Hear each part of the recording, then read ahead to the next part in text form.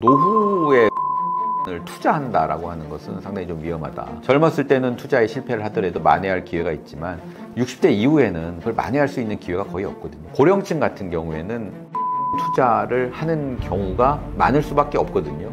그런 부분들에 대한 좀 경각심을 갖는 것이 일단은 중요하다. 60대 이후에도 일정한 소비는 삶의 질과 연결됩니다. 책에서 말하는 중산층의 합리적 소비는 노후에 어떻게 적용될 수 있을까요? 이번에 이제 인터뷰 하신 분들 중에서 이제 그 법무 상담을 하시는 분의 얘기를 한번 들어봤는데요. 어떤 거냐면은 우리나라의 어떤 노인분들, 현재 어떤 노인분들은 자식에 대한 상속에 굉장히 집착을 많이 한다고 합니다. 그러니까는 집착을 하면서 자기가 써야 되는 그러니까 건강 이런 것들을 갖다가 해치면서까지 돈을 모아서 자식한테 이제 돈을 물려주려고 하는 이런 분들이 많은데, 그렇게 해서 재산을 많이 모아 놓으면 그 자식들이 그 재산을 가지고 싸운다고 합니다. 서로 많이 가지려고. 그래서 이제 그런 부분에 대해서 법무 상담을 받는 어떤 중산층 분들이 많다, 이런 얘기를 제가 여기 들었었거든요. 그런 면에서 보면 그렇게 두 가지 측면에서 이제 사실은 안 좋은 거죠. 첫 번째는 자기가 써야 될 그런 어떤 소비, 자기를 위한 소비를 안 하는 것으로부터 오는 그런 어떤 부작용이 하나가 있고요. 두 번째는 그렇게 모은 재산이 없었다 그러면 자식들은 싸우진 않을 거 아닙니까? 근데 이제 노후에 또 그 재산을 가지고 자식들이 다투는 모습을 봐야 되는 이중적인 그런 어떤 고통을 받는 분들이 많다 그래서 이런 부분들은 경제적으로는 전혀 합리적이지가 않은 거죠. 그러니까 이제 합리적인 소비다라고 하면은 일단 본인이 가장 충분히 소비를 해서 본인이 어떤 행복한 삶을 살고 그 다음에 거기서 남으면은 뭐 자식들한테 주는 것은 맞다고 생각하는데, 뭔가 이게 선후 관계가 바뀌는 소비는 합리적인 소비가 아니다, 그렇게 생각합니다. 60대 이후 연금 수령과 금융상품 운용에 있어 중산층은 어떤 기준으로 결정을 내려야 할까요? 60대 이후 지금 노령층 경우에는 무엇보다도 안정성이 최우선이죠. 거기서 만약에 이제 투자를 해서 만약에 이제 갖고 있는 재산에 손실이 발생하게 되면 그거는 결과적으로 본인의 어떤 생계하고 직결되는 부분입니다. 젊었을 때는 투자에 실패를 하더라도 만회할 기회가 있지만 60대 이후에는 그걸 만회할 수 있는 기회가 거의 없거든요. 그렇게 되면 이제 본인의 어떤 생존의 문제, 가족의 어떤 생계의 문제로 이어지기 때문에 이제 그런 부분에서는 안정성이 가장 우선적으로 고려를 해야 될 요소다라고 생각을 하고요. 그런 점에서 보면은 최근에는 이제 금융권의 어떤 불완전 상담 사례도 굉장히 좀 많이 발생하고 있어서 많은 사람들이 어떤 걱정을 낳고 있는데, 제가 이제 그런 얘기들을 들어보면 이제 은행이나 어떤 증권사 창구에 가서 그 설명을 다 하기가 현실적으로 어렵더라고요. 그러니까 모든 그 설명 자체를 이해시키고, 근데 이제 고객들이 많은데 은행의 어떤 상담원들이 어떤 한 분을 위해서, 노인분을 위해서 그것을 상담하는 것이 물리적으로, 현실적으로 좀 어렵습니다. 그렇기 때문에 이제 상담을 하면서 원금 보장이 뭐 어떻게 되는 거냐, 이게 만약에 어떤 손실이 어떤 경우에 나는 거냐, 이런 부분에 대해서 충분한 상담 없이 그냥 이거 투자하면은 뭐 고수익이 날 거다, 이런 부분에만 이제 꽂혀가지고 투자를 하는 경우들이 생겼는데, 꼭 그런 상품들이 나중에 문제가 생기거든요. 그래서 이제 원금의 한 30% 이상, 뭐 20%, 30% 손해보고, 어떤 경우에는 뭐 한 7, 80% 손해보는 경우도 생기게 되면 이제 그것이 어떤 사회 문제가 되고, 이런 것들, 현상들이 많아서 그런 부분에 있어서는 어떤 금융권의 잘못도 있지만 금융권에 의존하고자 하는 그런 어떤 마인드 자체도 좀 바꿔야 되지 않을까. 왜냐하면 금융회사들이 그걸 다 현실적으로 설명을 해줄 수 있는 그런 어떤 역량이 안 되기 때문에, 그런 부분들에 대해서는 어떤 투자에 대한 기초 지식, 위험이 높은 상품일수록 수입도 높다, 그러니까는 이익을 볼 가능성이 높으면 손해를 볼 가능성이 높다, 이런 어떤 기본적인 부분에 대해서는 본인들이 좀 이해를 해야지 자기 자산을 지킬 수 있다, 이렇게 생각을 합니다. 부동산, 주식, 연금, 현금성 자산 등 다양한 노후 자산 중에서 위험 분산은 어떻게 이루어져야 한다고 보시나요? 그냥 간단하게 말씀드리면 그 노후에 부동산을 투자한다라고 하는 것은 상당히 좀 위험하다. 부동산 투자는 거액이고 복잡하고 투자 위험이 상당히 크기 때문에 그거는 좀 지양을 해야 되지 않을까. 그리고 부동산은 아까도 말씀드린 것처럼 주택이 주는 서비스를 자기가 누릴 수 있으면 되는 것이지, 그거로 인해서 이제 자기가 소유를 굳이 꼭 많이 해야 될 필요는 없을 거다, 이렇게 생각을 하고, 주식도 마찬가지입니다. 주식도 어떤 종목 위주의 투자보다는 어떤 경제 흐름과 관련된 투자. 요즘 ETF라고 해서 이제 그 전체 지수 지수에 투자하는 그런 상품들이 많이 나오고 있거든요. 그러니까 그런 부분들이 상당히 좀 주식의 어떤 개별 종목보다는 안정적이기 때문에 그런 상품들 위주로 투자를 진행하시면 좋을 것 같고, 그 다음에 채권 같은 경우가 의외로 괜찮을 수가 있다 이런 생각을 하게 되는데, 예를 들어서 이제 제가 인터뷰했던 분들 중에서는 이제 한국전력 채권, 뭐 예를 들어서 공기업 채권이기 때문에 상당히 부도날 가능성이 별로 없고, 그리고 상당히 좀 금리가 이제 높았을 때 투자를 해서 금리가 떨어지게 되면은 채권으로 인한 그 자본 차익, 그런 수익도 올려서 상당히 좀 뭐 그렇게 막 대박은 아니지만 상당히 좀 짭짤한 수익을 올린 70대 어떤 그 노인의 사례도 제가 인터뷰를 했었거든요. 이제 그런 부분들 위주로 포트폴리오도 구성을 하고, 그리고 어떤 큰 돈을 벌기보다는 자기의 재산을 지키면서 조금 더 높은 초과 수익률, 예를 들어서 뭐 5% 안팎의 수익률 정도를 목표로 삼는 것이 좋지 않을까 이렇게 생각합니다. AI, 자동화, 디지털 금융 확산 등으로 노후 자산의 가치와 운용 방식도 달라지고 있습니다. 고령층은 이러한 변화에 어떻게 적응해야 할까요?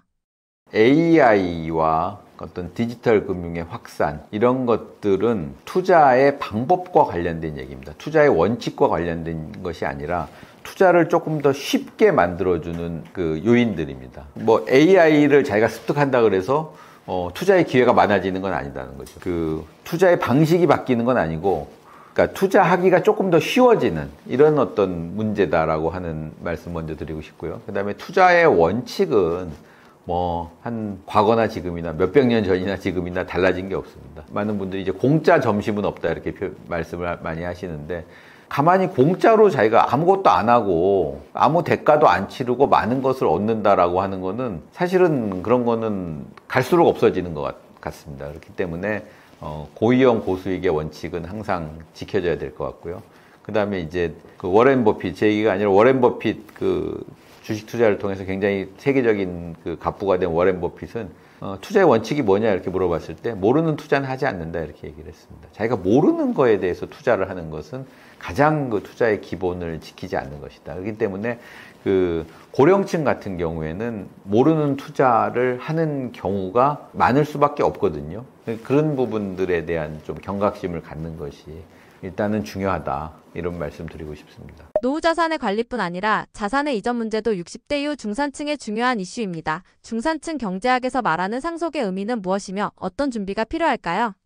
저희 나라 중산층, 현실적으로 중산층이 갖고 있는 자산 금액은 한 3억에서 6억 5천 정도입니다. 우리나라의 중간 계층이 갖고 있는 자산 규모, 그러니까 빚을 제외한 자신의 자산은 한 5억 안팎이다 이렇게 보시면 될 것 같습니다. 그러면 한번 평균적으로 봤을 때 5억을 자식에게 물려주면 자식의 인생이 달라질까요? 한번 요즘 같은 때. 그러니까 5억을 물려받은 뭐 20대 청년, 30대 청년, 30대 청년 세대가 5억을 받았다 그래서 엄청 행복해질까요? 만약에 500억을 받았다 이러면 뭐 행복해지겠죠. 돈 걱정 안 하고 살 수 있을 것 같은데 5억을 받아가지고 그걸 가지고 뭔가를 갖다가 행복을 하기에는 그 넉넉한 금액은 아니다 이렇게 생각을 하기 때문에 상속을 통해서 뭔가, 상속이라는 건 자식을 위한 거잖아요. 자식 세대의 어떤 행복을 위해서 이제 상속을 해주는 건데, 현실적으로 중산층의 상속은 자식의 인생을 결정지을 수 있는 금액은 아니다 이렇게 생각을 합니다. 그렇기 때문에 그러면은 그걸 가지고 자식한테 주기보다는 그걸 가지고 굉장히 좀 효과적인 소비에 사용을 하면, 예를 들어서 뭐 자식 교육에 투자를 한다거나 교육을 좀 잘 받을 수 있도록 소비를 한다거나, 아니면 본인의 건강을 잘 관리를 해서 오랫동안 이제 자식들하고 같이 살면서 어떤 자신의 어떤 그 지식이라든가 노하우를 물려준다거나 뭐 이런 식으로 하는 것이 오히려 더 자식을 위하는 길이 아닐까라는 생각을 하게 됩니다. 그렇기 때문에 상속의 의미를 꼭 어떤 금액, 어떤 돈, 이런 문제로 생각하지 않았으면 좋겠다라는 것이 저의 생각입니다. 중산층에 관련된 여러 가지 이제 얘기들을 말씀드리려고 책도 썼고 이제 인터뷰도 하게 됐고 그렇게 됐습니다. 근데 제가 이제 한 가지 꼭 드리고 싶은 말씀은, 우리나라의 중산층은 자기 실현적인 전망이 가능한 계층이다 이렇게 생각을 합니다. 이게 어떤 의미냐 하면은, 우리가 어떤 것을 미래를 예측할 때 단순히 예측만 하는 경우가 있습니다. 예를 들면 뭐 어떤 경제 전문가들이 내년도 성장률이 5%다, 내년도 성장률 4%다 이렇게 얘기할 때는 예측을 하는 겁니다. 자기가 이제. 근데 예를 들어서 만약에 내년도 성장률이 뭐 4%다, 3%다 이렇게 예측을 할 때는 경제 전문가분들이 예측하는 거랑 좀 다릅니다. 어떤 의미에서 다르냐 하면은 정부는 내년도 성장률이 3%다라고 하면은 내년도 성장률을 3%를 어느 정도까지는 맞출 수 있는 툴이 있습니다. 그러니까 재정정책이라든가 통화정책 이런 것들을 통해서 내년도 성장률을 맞출 수 있는 그런 어떤 약간의 그런 어떤 도구가 있다는 거죠. 그렇기 때문에 정부의 전망은 자기 실현적 전망이다. 그 전망을 실현하기 위해서 뭔가 자기가 할 수 있는 그런 어떤 힘과 능력이 있다라고 하는 측면에서 자기 실현적 전망이다. 이렇게 얘기를 하거든요. 경제를 전망할 때. 그러면은 우리나라에서 자기 실현적 전망이 가능한 계층이 어디냐? 중산층이다라고 생각을 합니다. 무슨 말씀이냐면 중산층이 미래를 좋게 보면 내년도 경제가 좋아질 거다라고 예상을 하면 중산층은 뭘 하겠습니까? 소비를 늘리거든요. 내년도 돈을 많이 쓰고 지출을 늘리게 됩니다. 지출을 늘리고 열심히 또 일을 하게 됩니다. 열심히 일을 하면 그 일을 하는 것이 동력이 돼가지고 내년도 성장을 좋게 만듭니다. 그렇게 되면 내년 성장이 좋아지면 다시 또 중산층한테 혜택이 돌아옵니다. 그렇게 되면 다시 또 중산층이 열심히 살게 되고 또 어떤 경제활동을 열심히 하게 되는 거죠. 그런 의미에서 중산층은 자기가 보는 미래만큼 자기가 이룰 수 있는 힘과 능력이 있다. 미래를 좋게 보면 중산층은 열심히 일을 하고 미래는 실제로 좋아진다. 그런 의미에서 자기 실현적 전망이 가능한 계층이다라고 생각을 합니다. 그래서 중산층은 스스로 전망을 한 것을 실현할 수 있는 능력이 있다. 그렇기 때문에 중산층은 자기가 어떤 하고 싶어하는 어떤 욕망, 그런 어떤 욕망을 먼저 결정을 하고 그것을 실현하기 위한 계획을 세우고 실천을 하면 그 욕망이 달성될 수 있는 그런 어떤 토대가 만들어진다. 이렇게 생각을 하거든요. 그렇기 때문에 중산층이 경제를 하려고 하는 의지를 북돋아주는 것이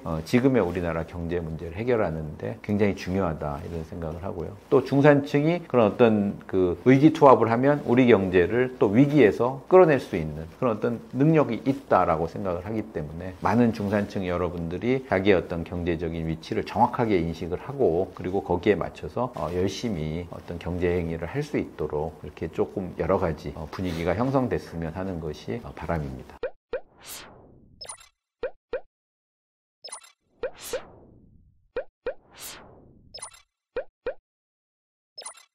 you